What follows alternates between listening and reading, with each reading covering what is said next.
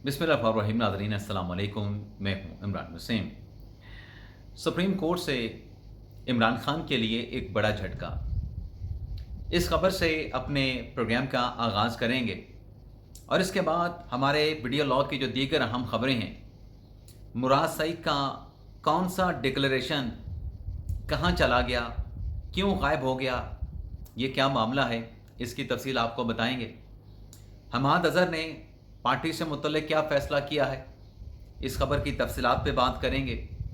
और जो अडयाला जेल में तोशा खाना केस की समाअत हुई है, इमरान खान पुशा बीबी साहिबा को पेश किया गया है, इस समाअत से मुतल्लिक जो तफसीलात हैं वो भी आपकी खिदमत में पेश करेंगे।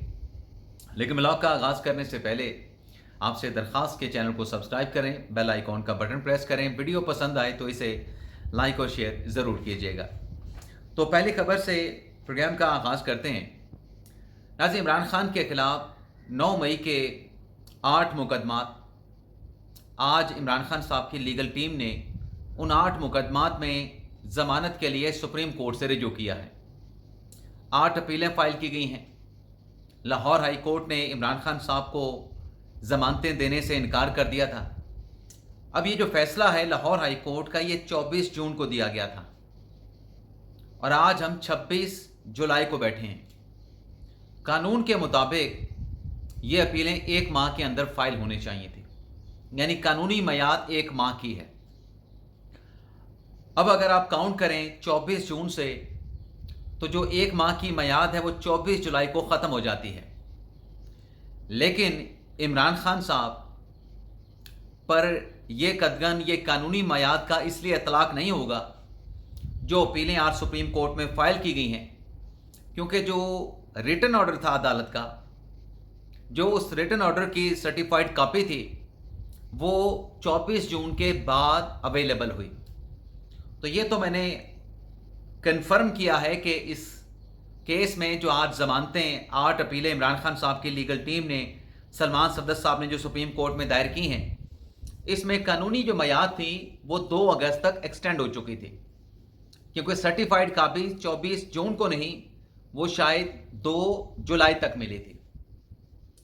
लेकिन जो 8 अपीलें नाज़रीन दायर हुई हैं, आपके नॉलेज में है कि कल अलीमा खान साहबा ने इस्लामाबाद हाई कोर्ट से और ATC कोर्ट रावलपिंडी से रिजू किया था कि इमरान खान के वकालतनामे साइन करके नहीं दिए जा रहे, और फिर कल शाम को ATC अदालत के हुक्म पे वो 8 वकालतनामे इमरान खान से साइन करवाने के बाद लीगल टीम के सपुर्द कर दिए गए थे। वो 8 वकालतनामे इन्हीं अपीलों के लिए हासिल किए गए थे। अब सबसे पहले तो आपको जो अपीलें दायर हुई हैं उसके मुख्तसर से मंदरजात आपको बता देते हैं। क्या सवालात उठाए गए हैं कि क्यों लाहौर हाई कोर्ट का फैसला कलअदम करार दे के इमरान खान को ज़मानत दी जाए, ये मंदरजात आपको बताते हैं क्या सवालात उठाए गए हैं और फिर झटके वाली खबर क्या है। तो नाज़रीन, ये जो खान साहब की अपीलें फ़ाइल हुई हैं, इनमें 14 कानूनी सवालात उठाए गए हैं सलमान सफदर साहब की जानिब से, जिसमें कहा गया है कि जब इमरान खान के ख़िलाफ़ 9 मई के शवाहिद ही मौजूद नहीं, तो क्या लाहौर हाई कोर्ट का फ़ैसला ज़मानत ना देने का बरकरार रखा जा सकता है। आगे कहा गया है कि क्या लाहौर हाई कोर्ट का फ़ैसला मेंटेन रह सकता है जब 9 मई का इंसिडेंट हुआ जिसमें इमरान खान को ज़ेर हिरासत रखा गया है। इमरान खान तो नैब के हिरासत में थे, तो वो 9 मई के वाक़े में कैसे इन्वॉल्व हो सकते हैं। और ये भी कहा गया कि इमरान खान को 9 मई के इंसिडेंट के कई महीनों के बाद FIRs में नामजद किया गया। और इमरान खान साहब की लीगल टीम यह कहती है कि शरीक मुल्ज़मान की इन केसेस में ज़मानतें हो चुकी हैं, तो मरकज़ी मुल्ज़म जिसको इमरान खान को बना दिया गया है, उसकी ज़मानत क्यों नहीं हो सकती। सवाल उठाया गया है कि जो लाहौर हाई कोर्ट ने फैसला दिया है इमरान खान को ज़मानत ना देने का, ये ऑब्जर्वेशन देते हुए कि यह केस ऑफ फर्दर इंक्वायरी है, तो जो आला अदालतों के तयशुदा जो पैरामीटर्स हैं, जो असूल हैं, क्या लाहौर हाई कोर्ट ने उन असूलों से नज़रअंदाज नहीं किया। इमरान खान की ताख़ीर से गिरफ्तारी डाली गई और जो प्रोसिक्यूशन के गवाहान हैं, पुलिस एहलकारों की जो बयानात हैं, उनमें तज़ादात मौजूद है। पटिशन में कहा गया है کہ عمران خان کے خلاف یہ جو کیس ہے اس میں سیاسی انتقام کا نشانہ بنایا گیا ہے اور بدنیتی پہ مبنی ہے۔ عمران خان کے خلاف ٹھوس شواہد موجود نہیں، تو ٹھوس شواہد کی عدم موجودگی میں لاہور ہائی کورٹ کیسے عمران خان کو ضمانت دینے سے انکار کر سکتی تھی؟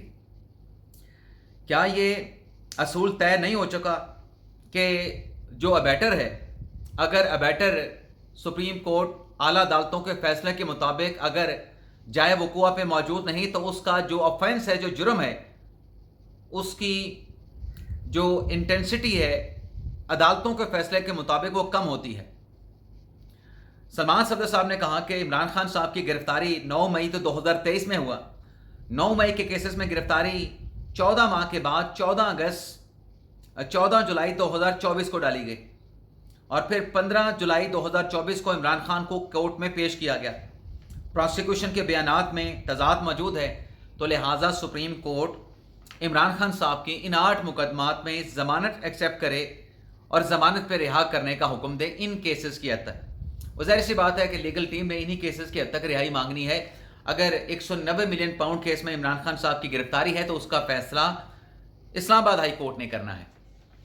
اب ناظرین، یہ اپیل تو دائر کر دی گئی اور یہ ڈیجیٹل اپیل دائر ہوئی ہے، اور جو ڈیجیٹل اپیل یا افریدی صاحب کے دور میں جو ایک نئے ٹرینڈ کا، ایک نئے طریقہ کار کا آغاز کیا گیا ہے، اگر آپ ڈیجیٹل پٹیشن سپریم کورٹ میں دائر کرتے ہیں تو وہ بہت جلد فوری طور پر سماعت کے لیے مقرر ہو جاتی ہے، اس پہ بینچ تشکیل بھی دے دیا جاتا ہے۔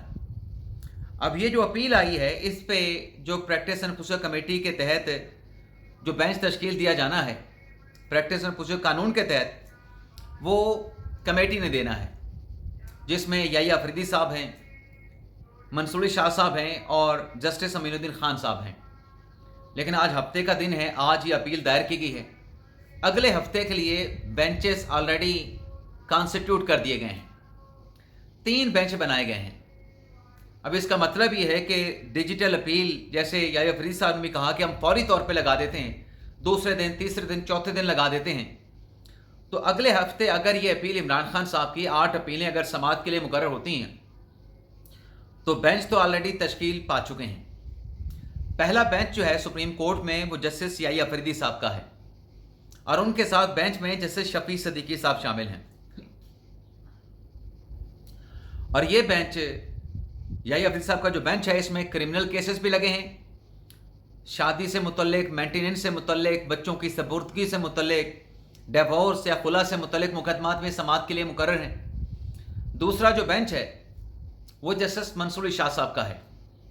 جسٹس منصور شاہ صاحب کے ساتھ منیب اختر ہیں اور عائشہ ملک شعبہ ہیں۔ لیکن یہ آپ یوں سمجھیں کہ اپنی نوعیت کا ایک منفرد یا اسپیشل بینچ ہے منصور شاہ صاحب والا۔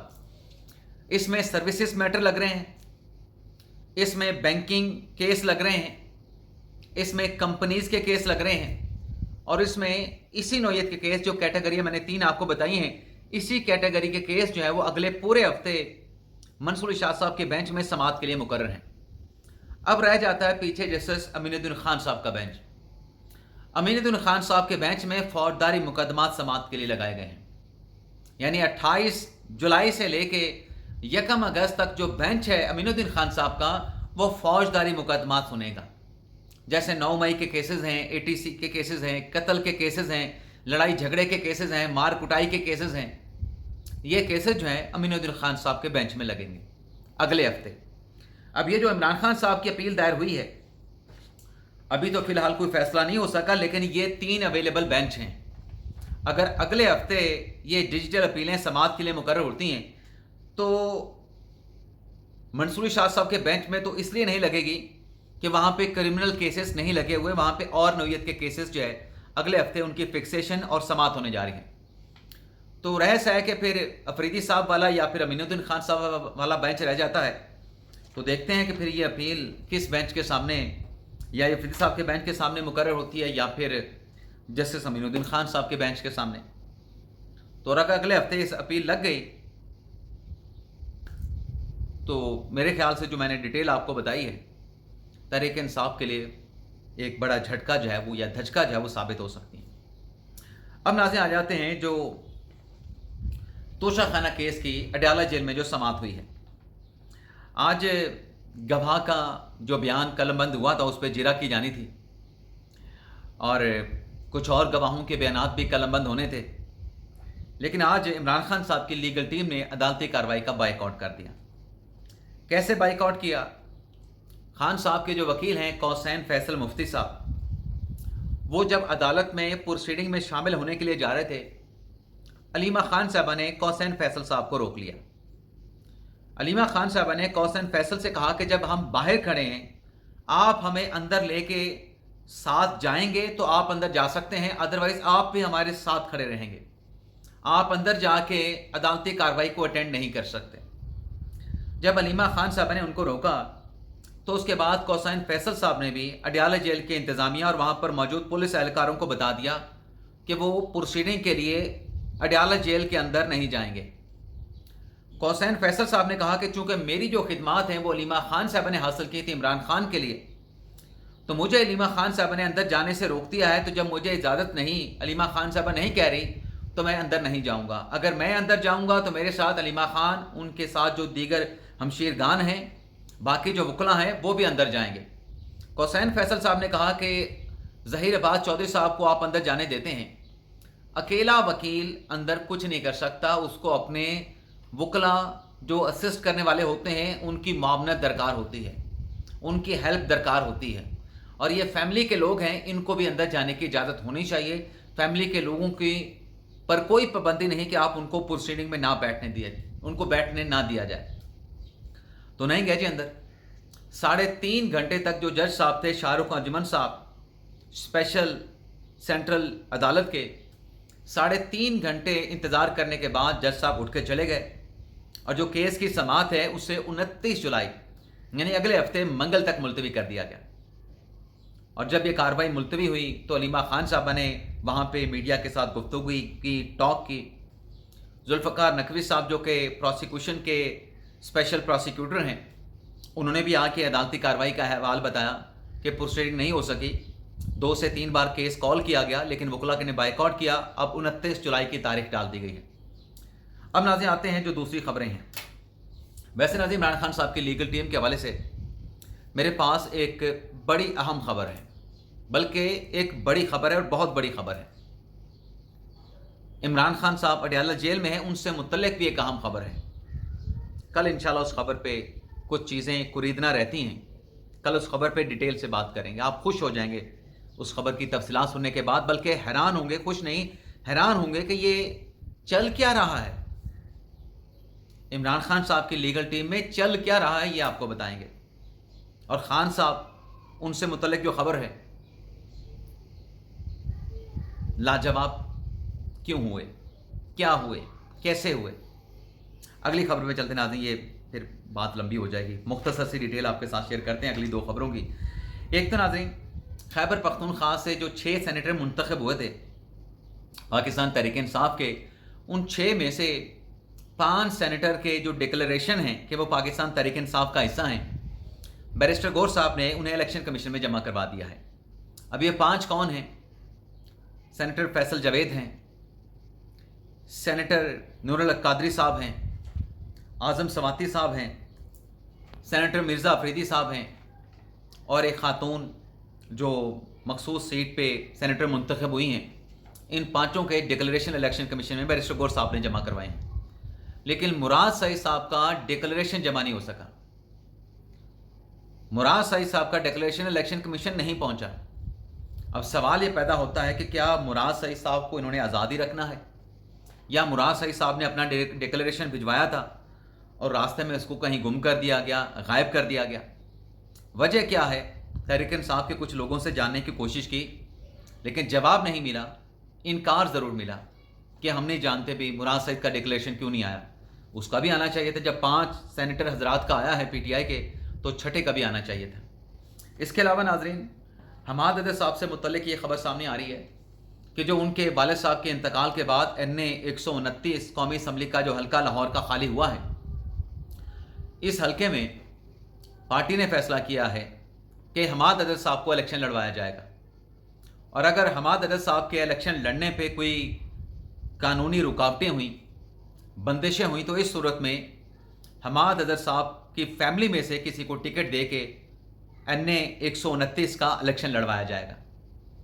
और एक ये भी खबर आ रही है कि NA 129 से जब तहरीक इंसाफ अपना कैंडिडेट लाएगी तो नून लीग की तरफ से भी किसी नामवर शख्सियत को, तगड़े उम्मीदवार को, तगड़े कैंडिडेट को जो है NA 129 में तहरीक इंसाफ के खिलाफ जो है वो खड़ा किया जाएगा, तहरीक इंसाफ के खिलाफ मैदान में उतारा जाएगा।